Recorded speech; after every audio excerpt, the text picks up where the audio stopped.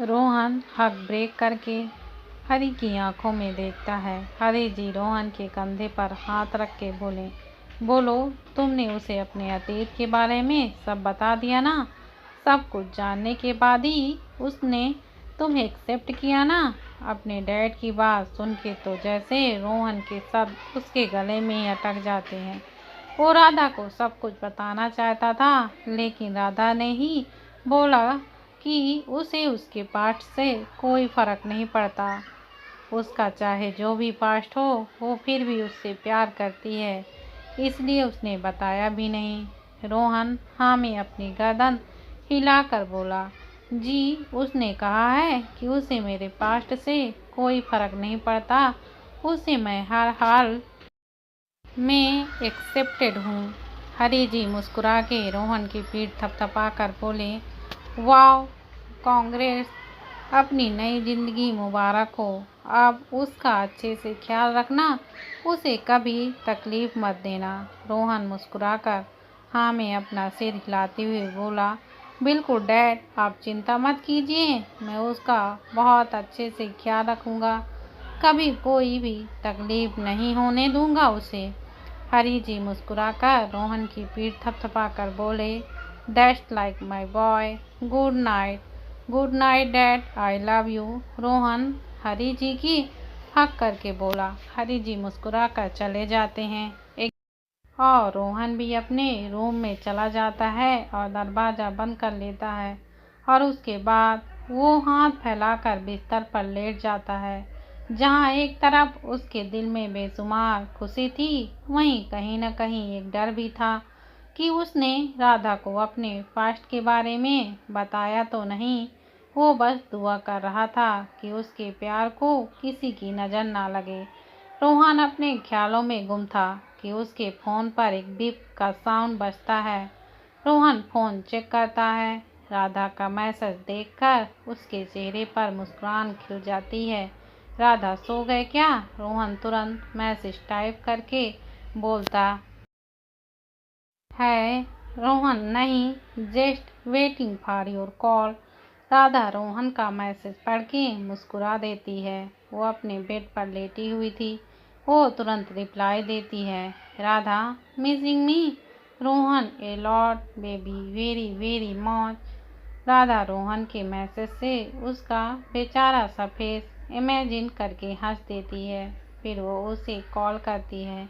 रोहन तुरंत फ़ोन उठाकर बोलता है, हे माय लव। राधा के गाल लाल हो जाते हैं। वो बहुत सॉफ्ट आवाज़ में बोली, इतनी लेट तक क्यों जाग रहे हो? कल ऑफिस नहीं जाना है क्या? रोहन मुंह बनाकर बोला, मेरा नहीं है मन ऑफिस जाने का। क्या कल तुम मेरे साथ डेट पर चलोगी? रोहन का मैसेज पढ़ के राधा चौंक जाती है। अचानक उसकी धड़कनें बहुत तेज हो जाती हैं। डेट पर कहाँ? रोहन मुस्कुरा कर बोला, वो मुझ पर छोड़ दो, कल वायु के जाने के बाद मैं तुम्हें लेने आऊँगा, फिर हम कहीं बाहर चलेंगे घूमने के लिए। तब राधा मुस्कुरा कर बोली, ठीक है, लेकिन पूरा दिन नहीं, याद है ना? कल मिस्टर शुक्ला के साथ आपकी बहुत ज़रूरी मीटिंग है, जिसे हम पोस्टपोन नहीं कर सकते। रोहन ये याद करके तुरंत अपना माथा पकड़ लेता है। वो तो भूल ही गया था कि उसकी एक ज़रूरी मीटिंग है जो अटेंड करनी ज़रूरी है। शिट यार, मेरे तो दिमाग से ही निकल गई थी ये मीटिंग। राधा मुस्कुराकर बोली, कोई बात नहीं, आखिर मैं किस लिए हूँ तुम्हारी असिस्टेंट, इसलिए तो बनी हूँ। इन चीज़ों का ख्याल तो मुझे रखना ही पड़ेगा। रोहन एक प्यारी सी मुस्कान के साथ बोला, baby, I love you, I really really love you so much. Radha भी शर्माते हुए बोली, आई लव यू टू। दोनों रात भर इसी तरह प्यार भरी बातें करते रहें और इसी तरह सुबह हो गई। उधर वशिष्ठ मेंशन में, सरोजा आंटी, मैंने कहा ना मुझे नहीं खाना, लेकिन रूबी बेटा, यह तुम्हारी सेहत के लिए अच्छा है, इसलिए तुम्हें इसे खाना ही पड़ेगा। लेकिन मुझे इसमें से बदबू आ रही है आंटी। सरोजा आंटी सैलेड का एक कटोरा लिए हुए रूबी के पास उसे खिलाने के लिए बैठी हैं। लेकिन रूबी को अचानक ही पता नहीं क्यों आजकल खाने की हर चीज में से बदबू आने लगी है। उसका कुछ भी खाने का मन ही नहीं कर रहा। रूबी बेटा, इसमें बदबू नहीं है, तुम प्रेग्नेंट हो इसलिए तुम्हें ऐसा लग रहा है। सरोजा आंटी रूबी को मना कर खिलाने की कोशिश करती हैं। खा लो ना बेटा, चलो मुंह खोलो। रूबी अपना मुंह चम्मच के थोड़ा करीब लेकर आती है और सूंघ कर वापस डिस्गस्टिंग सा मुंह बनाकर पीछे हट जाती है। नहीं आंटी, मैं नहीं खा सकती, इसमें से बहुत बदबू आ रही है, मुझे अभी वोमिटिंग हो जाएगी। रूही बेचारा सा मुंह बनाकर बोलती है। रूही की तरफ देखकर सरोजा आंटी एक गहरी सांस लेती हैं। वह सुबह से ही रूबी को खाना खिलाने की कोशिश कर रही थी, लेकिन रूबी को हर चीज में बहुत बदबू आ रही थी। उसका कुछ भी खाने का मन नहीं कर रहा, लेकिन वह ऐसी भूखी भी तो नहीं रह सकती थी ना। आखिर उसके साथ साथ दो बच्चों के पेट भी जुड़े हैं। अधर्व ऑफिस के कपड़ों में रेडी होकर आता है और अपने बाजुओं के बटन बंद करता हुआ हॉल में आ जाता है। अधर्व को देख सरोजा आंटी उसके पास जाती हैं और उससे बोलती हैं, अधर्व देखो ना बेटा, रूबी खाना ही नहीं खा रही। सरोजा आंटी की बात सुनकर अधर्व थोड़ा हैरान होकर रूबी की तरफ देखता है, जो सोफे पर बच्चों जैसा बेचारा सा मुंह बनाकर बैठी है। रूबी, यह मैं क्या सुन रहा हूँ? तुम खाना क्यों नहीं खा रही हो? अधर्व रूबी को डांटते हुए पूछता है। रूबी कुछ नहीं बोलती, मुंह बनाकर बैठ जाती है। उसे चुपचाप बैठा देख अधर्व सरोजा आंटी की तरफ पलट कर बोलता है, बात क्या है आखिरकार? यह खाना क्यों नहीं खा रही? इसकी तबीयत तो ठीक है ना? हाँ, तबीयत तो ठीक है, कह रही है कि उसे खाने में से बदबू आ रही है। सरोजा आंटी की बात सुनकर अधर्व थोड़ा हैरान हो जाता है। खाने में से बदबू? अधर्व सरोजा आंटी की हाथ में से सैलेड का बॉल लेता है और उसे सूंघ कर देखता है। इसमें से तो कोई बदबू नहीं आ रही। हाँ, मैं जानती हूँ, लेकिन रूबी को लगता है कि इसमें से बदबू आ रही है। वह प्रेग्नेंट है ना, इसीलिए आजकल उसे खाने की हर चीज में से बदबू आने लगी है। प्रेगनेंसी के दौरान यह सब होना एक नॉर्मल सी बात है। कभी कभी खाने की चीज़ों की ज़्यादा क्रेविंग होती है और कभी कभी कुछ भी खाने का मन नहीं करता और खाने में से बदबू आती है। सरोजा आंटी अधर्व को अच्छे से समझाते हैं। अधर्व सरोजा आंटी की बातों को सुनने के बाद उसके हाथ से सैलेड का बॉल लेता है और रूबी के पास जाता है और उसके पास जाकर बैठ जाता है। अधर्व बॉल में से खाना चम्मच में लेता है और उसकी मुंह की तरफ करता है। मुंह खोलो रूबी बेचारा सा मुंह बनाकर ना में अपना सिर हिला देती है। रूबी, मैंने कहा मुंह खोलो। अधर्व की आवाज़ बहुत ही कोड हो जाती है। रूबी इरिटेट हो जाती है। मैंने कहा ना मुझे नहीं खाना, तुम लोग समझ क्यों नहीं रहे? मुझे बदबू आ रही है इसमें से, मैं नहीं खा सकती। अधर्व, रूबी इसमें कोई बदबू नहीं है, तुम्हें ऐसा सिर्फ इसलिए लग रहा है क्योंकि तुम प्रेग्नेंट हो और प्रेगनेंसी के दौरान ऐसा होता है। अधर्व स्ट्रेट वॉइस में बोलता है। रूबी अधर्व की तरफ ओनी लुक में देखती है और बोलती है, अच्छा तुम्हें कैसे पता? तुम कभी प्रेग्नेंट हुए हो क्या? कभी हो कर देखो प्रेग्नेंट, तब तुम्हें पता लगेगा कि कैसा फील होता है। रूबी की बात सुनकर सरोजा आंटी और अधर्व दोनों स्पीचलेस हो जाते हैं। तुम्हें पता है तुम क्या बोल रही हो? अधर्व रूबी की तरफ भौहें चढ़ाकर बोलता है। हाँ, मुझे पता है, तुम लोग सिर्फ मेरे साथ ज़बरदस्ती कर सकते हो। तुम लोगों को क्या पता कि मुझे पर क्या बीतती रही है। मेरी फेवरेट चीज़ मेरी आंखों के सामने रखी रहती हैं, फिर भी मेरा कुछ भी खाने का मन नहीं करता। हर चीज़ से बदबू आ रही है। सारा दिन वोमिटिंग जैसा फील होता है, चक्कर आते रहते हैं, कभी भी मूड कैसा भी हो जाता है।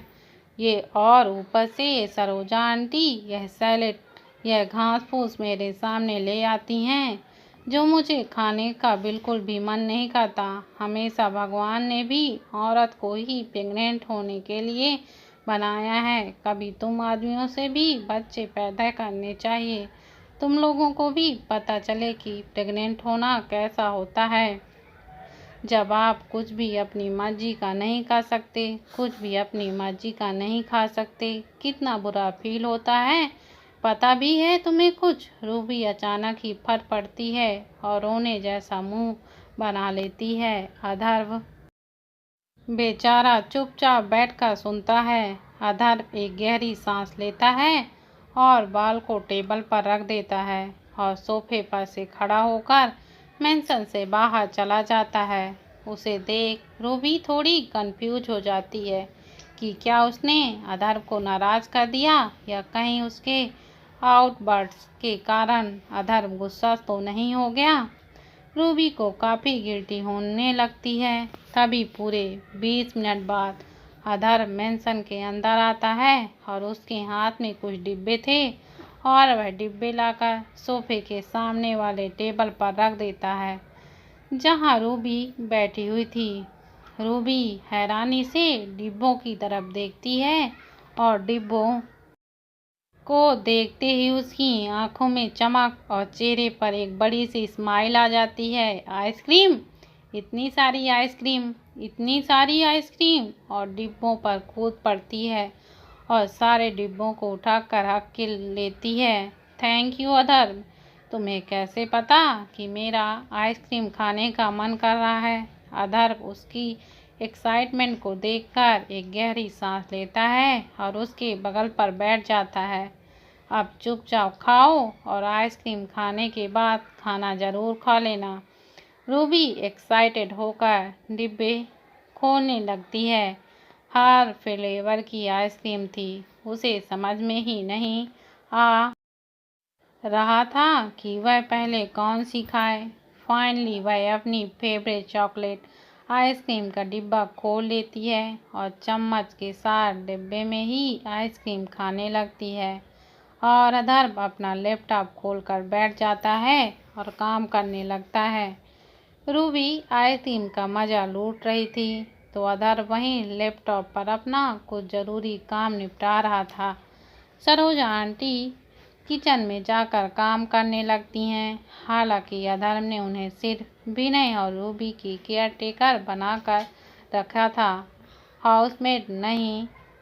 इसलिए उसने बोला था कि उन्हें घर के काम करने की ज़रूरत नहीं है। इसलिए सरोजा आंटी सिर्फ थोड़ा हल्का फुल्का काम करते हैं, क्योंकि उन्हें घर के काम करने की आदत है। विनय की हालत में भी अब काफ़ी अच्छा सुधार है। वह अब स्कूल भी जाने लगता है। अधर्व अपने लैपटॉप पर नजरें गड़ाए हुए था।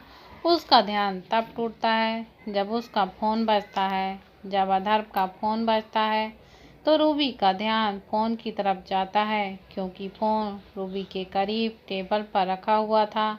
अधर्व, तुम्हारा फ़ोन बज रहा है, रूबी अधर्व से बोलती है। अधर्व लैपटॉप में से ध्यान गड़ाए हुए था। वह काम करते करते बोलता है, किसका फ़ोन है रूबी?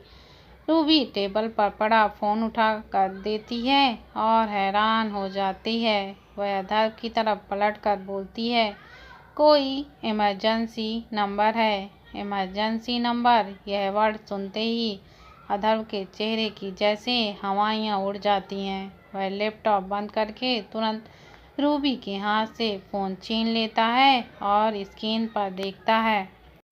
अधर्व के चेहरे पर यह एक्सप्रेशन देखकर रूबी भी थोड़ी दंग रह जाती है। आखिर क्या है यह इमरजेंसी नंबर? जब भी इस नंबर से कॉल आता है, अधर्व इतना क्यों बेचैन और परेशान हो क्यों जाता है? मुझे कुछ ज़रूरी काम है, मैं शाम तक आता हूँ। यह बोलकर अधर तुरंत घर से निकल जाता है। रूबी अधर के इस तरह बेचैन होकर घर से चले जाने पर थोड़ा हैरान थी। आखिर कौन है जिसके फ़ोन से अधर इससे ज़्यादा परेशान हो जाता है और हड़बड़ाहट में चला जाता है? आखिर यह जाता कहाँ है? रूबी के दिमाग में यही सब चल रहा था। आज तो मैं पता करके ही रहूँगी कि आखिर अधर्व जाता कहाँ है और यह किसका फ़ोन है जो अधर्व ने इमरजेंसी नंबर के नाम से सेव करके रखा हुआ है। रूबी आइसक्रीम का डिब्बा टेबल पर रख देती है और वह भी तुरंत सोफे में से खड़ी होकर मेंशन के बाहर की तरफ भागती है। अधर पार्किंग एरिया से तुरंत गाड़ी में बैठता है और बंगले से बाहर चला जाता है। रूबी भी भागकर बंगले के गेट के बाहर निकलती है। सड़क पर जाकर वह हाथ दिखाकर एक टैक्सी को रोकती है और फटाक से उसमें से बैठ जाती है। भैया, वह जो सामने ब्लैक मर्सिडीज जाती हुई दिख रही है उसके पीछे ले चलिए, जल्दी कीजिए, गाड़ी निकलनी नहीं चाहिए। रूबी अधर्व के गाड़ी की तरफ इशारा करते हुए अपने टैक्सी ड्राइवर को बोलती है। टैक्सी ड्राइवर अधर्व की ब्लैक मर्सिडीज के पीछे लगा देता है। अधर्व बहुत ज़्यादा फास्ट ड्राइविंग कर रहा था, जैसे उसे अर्जेंटली कहीं पहुंचना हो। भैया, थोड़ा गाड़ी तेज चलाइए, गाड़ी छूटनी नहीं चाहिए, रूबी ड्राइवर को बोलती है। ड्राइवर टैक्सी की स्पीड बढ़ा देता है। थोड़ी देर में अधर्व की गाड़ी एक मेंटल एसाइलम के बाहर रुकती है। अधर्व गाड़ी से तुरंत निकलता है और उसमें मेंटल एसाइलम के अंदर जाता है। रूबी की टैक्सी भी वहां पर पहुंच जाती है। अधर्व को मेंटल एसाइलम में जाता देख वह थोड़ी हैरान हो जाती है। Mental asylum? अधर्व यहाँ क्यों आया है? रूबी टैक्सी से उतरती है और उसे भाड़ा देकर मेंटल एसाइलम के अंदर भागती है। अधर्व भागता हुआ एक डॉक्टर के पास पहुंचता है। क्या हुआ डॉक्टर साहब, आपने इतना अर्जेंट क्यों बुलाया? अधर्व के चेहरे पर चिंता के भाव थे। डॉक्टर चिंता भरे चेहरे के साथ अधर्व की तरफ पलटकर बोलता है, माफ़ कीजिएगा मिस्टर वशिष्ठ, आपको इतना अर्जेंटली बुलाने के लिए, लेकिन मैं मजबूर था। वह खाना ही नहीं खा रही और ना ही दवाई ले रही हैं। कोई भी उनके पास जाता है तो वह वायलेंट हो जाती हैं, इसलिए आपको बुलाना पड़ा। अगर उन्होंने दवाई नहीं ली तो उनकी तबीयत ज़्यादा बिगड़ सकती है। वह अभी कहाँ हैं? उनके पास लेकर चलिए। लेकिन मिस्टर वशिष्ठ, वह आप पर भी हमला कर सकती हैं। डॉक्टर थोड़ी चिंता जताते हुए बोलता है, आप बस मुझे उनके पास लेकर चलिए। अधर्व स्ट्रेट फेस के साथ बोलता है। तब तक रूबी भी वहां पहुंच जाती है। वह अधर्व और डॉक्टर की बातें सुन लेती है। वहीं छुपे हुए, कौन खाना नहीं खा रही, कौन हमला कर रही है, आखिर यह कौन है जिसके बारे में यह दोनों बातें कर रहे हैं और उसका अधर्व के साथ क्या रिलेशन है, मुझे पता लगाना होगा। रूबी चुपके चुपके अधर्व और डॉक्टर के पीछे जाती है। डॉक्टर और अधर्व एक कमरे के पास पहुंच जाते हैं और डॉक्टर इशारा करते हुए बोलता है, यहाँ है वह। अधर्व रूम का दरवाज़ा खोलकर अंदर जाने के लिए आगे बढ़ता है। तभी डॉक्टर बोलता है, एक बार फिर से सोच लीजिए, वह आप पर भी हमला कर सकती हैं। अंदर जान आपके लिए खतरे से खाली नहीं है। आप चिंता मत कीजिए, मैं हैंडल कर लूँगा। यह बोलकर अधर्व दरवाज़ा खोलकर अंदर चला जाता है। रूबी वहीं बाहर खड़ी उन्हें देखती है। वह उनके पास नहीं जा सकती थी, वरना पकड़ी जा सकती थी। अधर्व दरवाज़ा खोलता है। तभी अंधेरे कमरे में दरवाज़ा खोलने से बाहर की रोशनी बिखर जाती है और उस रोशनी में अंधेरे में कोने पर दुबकी हुई एक अधेड़ उम्र की औरत, जिसके हाथ में 2 डॉल हैं, उसका चेहरा नज़र में आता है। अधर्व धीरे धीरे अपने कदमों को आगे बढ़ाता है। उस औरत की नज़रें धीरे धीरे ऊपर उठती हैं। उसके चेहरे और उसकी आंखों में डर था, बेइंतहा डर और गुस्सा भी। वह अधर्व की तरफ घबराई हुई सी देखती है और अपने दोनों डाल को कसकर अपने सीने पर लगा लेती है। तुम यहाँ मेरे बच्चों को मुझसे छीनने आए हो ना? मैं जानती हूँ, लेकिन मैं अपने बच्चे तुम्हें हरगिज़ नहीं दूंगी। चले जाओ यहाँ से, चले जाओ, वरना मार डालूंगी। चले जाओ, मैं नहीं दूंगी अपने बच्चे। चले जाओ यहाँ से। वह औरत डर और गुस्से से कांपने लगती है और आसपास की चीज़ें उठा कर अधर पर फेंकने लगती है। चले जाओ यहाँ से, मैंने कहा चले जाओ। मेरे बच्चे को हाथ मत लगाना, वरना मैं तुम्हें जान से मार दूंगी। चले जाओ तुम यहाँ से। वह जोर से चिल्लाने लगती है। अधर्व अपने हाथों से उन चीज़ों को अपने तक पहुँचने से रोकता है, लेकिन एक चीज़ उसके सीधा सर पर जाकर लगती है, जिस वजह से उसे जोर से चोट लग जाती है और उसके सर से खून बहने लगता है। अधर्व अपना हाथ अपने माथे पर रख कर देखता है तो उसका माथा खून से लाल हो गया है। वह उस औरत की तरफ देखता है जो डरी डरी हुई, सहमी सी हुई और गुस्से में उसकी तरफ घूर रही थी और अपनी दोनों डॉल अपने सीने से इस तरह चिपकाए हुए थी जैसे वह सच में उसके बच्चे हों। अधर्व धीरे से आगे बढ़ता है और अपनी जेब से 2 चॉकलेट निकालकर उसके आगे रखता है। यह मैं आपके बच्चे के लिए लाया हूँ, उन्हें चॉकलेट्स बहुत पसंद है ना? वह औरत चॉकलेट की तरफ देखते है और फिर अधर्व की तरफ। धीरे से उसके चेहरे पर एक हल्की सी स्माइल आ जाती है। वह फटाक से दोनों चॉकलेट उठा लेते हैं। यह तुम मेरे बच्चों के लिए लाए हो? वह बहुत ही मासूमियत से पूछती है। हाँ, और कोई आपके बच्चों को आपसे अलग नहीं करेगा। मैं किसी को आपके बच्चों को आपसे छीनने नहीं दूंगा। अब आप चिंता मत कीजिए। अधर्व वहीं उनके पास बैठ जाता है। अधर्व की बात सुनकर वह औरत थोड़ा शांत हो जाती हैं। अधर्व उस औरत के चेहरे की तरफ देखता है। अधर्व की आंखों में एक दाग उतर आता है। डॉक्टर बता रहे थे कि आप खाना नहीं खा रही हैं और आपने दवाई भी नहीं ली, क्यों? उसकी बात सुनकर वह मुंह बनाकर अधर्व की तरफ देखती हैं और बोलती हैं, मुझे नहीं खानी वह कड़वी दवाइयाँ। मुझे नहीं रहना यहाँ पर। मुझे यहाँ से बाहर जाना है। मुझे नहीं खाना, यहाँ का खाना बहुत गंदा है। वह औरत किसी मायूस बच्चे की तरह कंप्लेन करती है। अधर्व एक गहरी सांस लेकर बोलता है, अगर आप अच्छे से खाना खाओगी और दवाइयाँ लोगी तो मैं वादा करता हूँ कि मैं आपको बहुत जल्दी यहाँ से ले जाऊँगा। औरत अपने होठों को चबाकर बहुत मासूमियत के साथ अधर्व की तरफ देखकर बोलते हैं, तुम पक्का मुझे यहाँ से लेकर जाओगे? प्रॉमिस? एक स्माइल के साथ बोलता है, प्रॉमिस, लेकिन उसके लिए आपको ठीक से खाना खाना होगा और दवाइयाँ भी लेनी पड़ेगी। लोगी ना? औरत मासूमियत के साथ हाँ में अपना सिर हिलाती है और अधर वार्ड बॉय से खाना मंगाकर उसे खिलाता है और उन्हें दवाइयाँ देता है। वह चुपचाप किसी ओबीडिएंट बच्चे की तरह अधर्व के हाथों से खाना खाकर दवाइयाँ ले लेती हैं।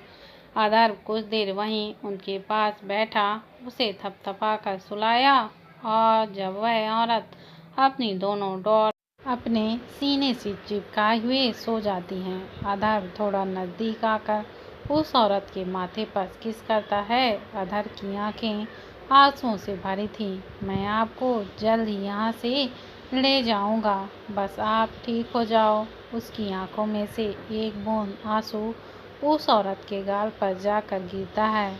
वह उस औरत को ब्लैंकेट उठाकर रूम से बाहर चला जाता है। रोहन के फ्लैट के नीचे लगातार हॉर्न बजाए रहा था, लेकिन राधा है कि वह नीचे आने का नाम ही नहीं ले रही थी। दोस्तों, अगर आपको मेरी यह कहानी अच्छी लगती है तो प्लीज़ चैनल को ज़्यादा से ज़्यादा शेयर करें, लाइक करें, सब्सक्राइब करें और हाँ, कमेंट करके ज़रूर बताएं कि यह कहानी आपको कैसी लगती है।